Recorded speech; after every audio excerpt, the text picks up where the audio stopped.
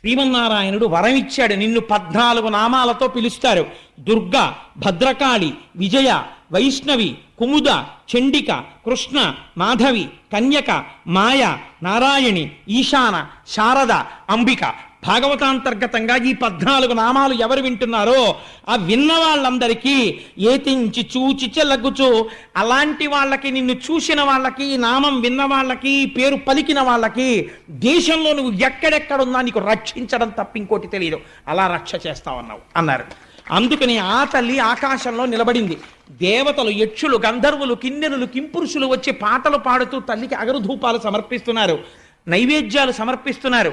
ఈ తల్లి ఇవన్నీ తీసుకుని కిందనున్న కంసుడి వంక చూసి ఒక మాట అంది. తెంపరివై బొరింబొరిని దేవకి బిడ్డల చిన్ని కుర్రలం చంపితివి, శిరోజిదియు బీరమే రల మీద నన్నొంపితివి. ఓరి దుర్మార్గుడా,